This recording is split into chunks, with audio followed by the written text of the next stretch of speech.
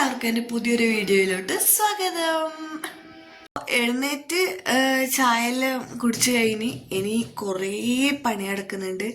അടിച്ചു വാരണം, അലക്കണം, ഒരുപാട് പണിയെടുക്കുന്നുണ്ട്. അപ്പോൾ ഇന്നും പണിക്കാറുണ്ട് കേട്ടോ. അവർ പുറത്തുനിന്ന് പണിയെടുത്തുകൊണ്ട് നിൽക്കുന്നുണ്ട്, ടൈൽസ് വെച്ചുകൊണ്ട് നിൽക്കുന്നുണ്ട്.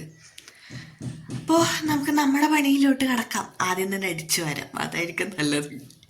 സോഫ വാങ്ങിയതിന് ശേഷം ഇപ്പോൾ എല്ലാവരും ചായ കുടിയും അതിൻ്റെ അകത്ത് നാട്ടാ. ചായ കുടിയെന്ന് മാത്രമല്ല, ചോറ് തിന്നലായിക്കോട്ടെ എല്ലാം അവിടെ തന്നെയാണ്. അത് പണ്ടേ ഉള്ളൊരു സൂക്കേടാണ്. ഇവിടെ എന്തെങ്കിലും ഒരു സാധനം വാങ്ങിച്ചു കഴിഞ്ഞാൽ പിന്നെ എല്ലാവരും അതിൻ്റെ മുകളിലായിരിക്കും. അച്ഛനും അമ്മയും അങ്ങനെ ഉണ്ടാവില്ല. എൻ്റെയും കുട്ടൻ്റെയും കാര്യമാണ് മെയിനായിട്ട് പറഞ്ഞത്. കുട്ടൻ എന്ന് പറയുന്നത് എൻ്റെ അനിയൻ. അപ്പം ഞാനും ഓനും പിന്നെ അതിൻ്റെ അകത്ത് തന്നെയായിരിക്കും. ഇപ്പം നമുക്ക് കൂട്ടിന് വാവയും ഉണ്ട്. അപ്പോൾ ഞാൻ എൻ്റെ സോഫയിലെല്ലാം പൊടികളും കാര്യങ്ങളും ഉണ്ടായിരുന്നു. പ്രത്യേകിച്ച് ഇന്ന് പുട്ടാക്കിയിട്ടുണ്ടായി. അപ്പോൾ അവിടെ ഇരുന്നിട്ട് തന്നെ കഴിച്ചുകൊണ്ട് പുട്ടിൻ്റെ പൊടിയും കാര്യങ്ങളെല്ലാം ഉണ്ടായിരുന്നു. എല്ലാം തട്ടിക്കുടഞ്ഞ് വിരിക്കലാണ്. സോഫക്ക് കവറ് വാങ്ങിച്ചിട്ടുണ്ടായിട്ടില്ല, അത് വാങ്ങിക്കണം. അപ്പോൾ പഴയൊരു ബ്ലാങ്കറ്റ് ഉണ്ടായിരുന്നു. സോഫേൻ്റെ കളറ് ബ്രൗണാണ്. അപ്പോൾ നേരിയ ഒരു ടൈപ്പ് ബ്ലാങ്കറ്റ് ഉണ്ട്, ഒരു 100 രൂപേൻ്റെ എല്ലാം ടൈപ്പ്. അപ്പോൾ അങ്ങനത്തെ 2 ഉണ്ടായിരുന്നു ബ്രൗൺ കളർ. അച്ചാച്ചനറ്റം കൊടുത്താന്ന് തോന്നുന്നു. അപ്പോൾ അതാണ് നമ്മളിപ്പോൾ അതിൻ്റെ മുകളിൽ വിരിക്കൽ. ഈടെയാണെങ്കിലും അങ്ങ് ഏട്ടൻ്റെ വീട്ടിലാണെങ്കിലും അടിച്ചു വാരാൻ എനിക്ക് ഇഷ്ടമാണ് കേട്ടോ. അടിച്ചു വാരാൻ ഇവിടെയോ അവിടെയും കുറേ ഒന്നും ഇല്ലല്ലോ, പെട്ടെന്ന് അടിച്ചു വാരി കഴിയും. എനിക്ക് ഭയങ്കര ഇഷ്ടമാണ്, അടിച്ചു വാരാനെല്ലാം ഇഷ്ടമാണ്. എനിക്ക് ഏറ്റവും മടിയുള്ള പരിപാടി എന്ന് പറയുന്നത് ഈ പാത്രം കഴുകൽ, അലക്കൽ, ഈ തുടക്കൽ, ഇങ്ങനത്തെ പരിപാടിയാട്ടാ ഏറ്റവും മടിയുള്ളത്. പക്ഷേങ്കിൽ ഇപ്പോൾ ഞാൻ ചെയ്യുന്നുണ്ട്. പണ്ടെല്ലാം ഭയങ്കര മടിയേനു. ഇപ്പം എന്നാലും ഞാൻ എല്ലാ പണികളും ചെയ്യും. അങ്ങനെ ഇതേ ഞാനെല്ലാം അടിച്ചു വാരി കഴിഞ്ഞിട്ടുണ്ട്.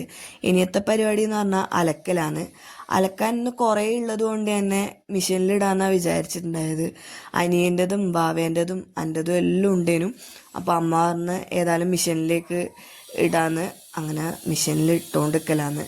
അപ്പോൾ അച്ഛൻ രാവിലെ പണിക്ക് പോയിട്ടുണ്ടായിന്. അച്ഛൻ കടപ്പുറം പോക്കുണ്ട്. കടപ്പുറം മീൻസ് കടലിൽ വലവലിക്കാൻ വേണ്ടിയിട്ട് പോക്കുണ്ട്. അപ്പോൾ അച്ഛൻ്റെ ഡ്രസ്സും എല്ലാം അച്ഛൻ കൊണ്ടുത്തന്നതാണ്. ഞാനിങ്ങനെ അച്ഛനോട് വർത്താനവും പറഞ്ഞിട്ടാണ് ചെയ്യുന്നുണ്ടായത്. അപ്പോൾ അതിൻ്റെ അകത്ത് ലിക്വിഡ് ഒഴിച്ചിട്ട്, എൻ്റെ അമ്മക്ക് സത്യം പറഞ്ഞാൽ ഇതിൻ്റെ ABCD അറിയില്ല. അതുകൊണ്ട് എന്നെ കൊണ്ടാകട്ടെ ചെയ്യിക്കൽ. അമ്മക്ക് എത്ര പറഞ്ഞു കൊടുത്താലും അമ്മക്ക് തിരിയൂല. അമ്മ പറയും നീ ആക്കിയാൽ മതി, എനക്ക് ഒന്നും തിരിയുന്നില്ല എന്ന് പറഞ്ഞു കൊടുക്കും. എന്നിട്ട് എന്നെ കൊണ്ടേ ഇത് ചെയ്യിപ്പിക്കാനും നിൽക്കും. അപ്പോൾ ഞാൻ തന്നെയാണ് ചെയ്യൽ. അതും എപ്പോഴെങ്കിലേ മെഷീൻ്റെ അകത്ത് ഇടുക കേട്ടോ. അപ്പോൾ അതിൻ്റെ നടുക്ക് അച്ഛൻ റെഡിയായിട്ട് ഒരു നിശ്ചയമുണ്ട് എന്നിട്ട് പോകാൻ നിൽക്കലാണ്. ഞാൻ അതിൻ്റെ നടുക്ക് അച്ഛനെ പിടിച്ചിട്ട് വീഡിയോയിൽ നിർത്തി ചെയ്തതാണ് കേട്ടോ.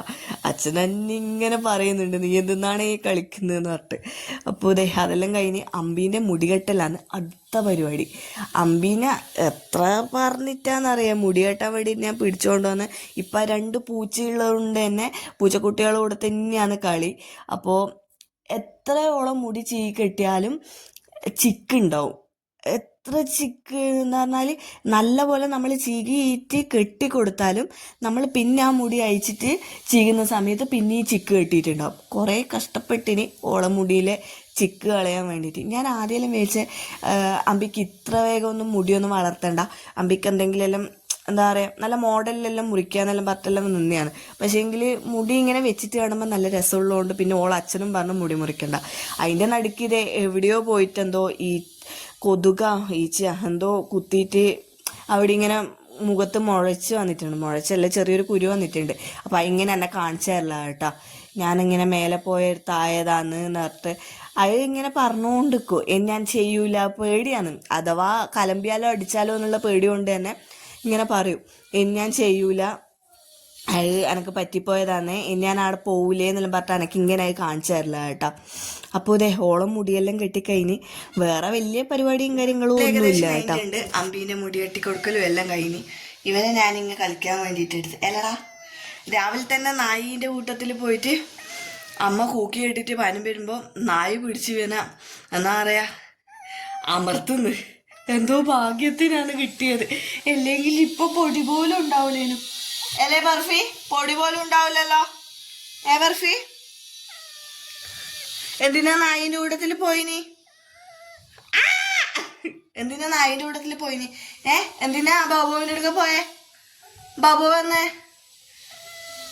പറഞ്ഞാൽ കേൾക്കൂല. ഇവിടെ ഒരു നായി ഉണ്ട്, എന്നാലും ഓൻ്റെ അടുക്കേക്ക് പോകാൻ വേണ്ടിട്ട് കളിക്കാം.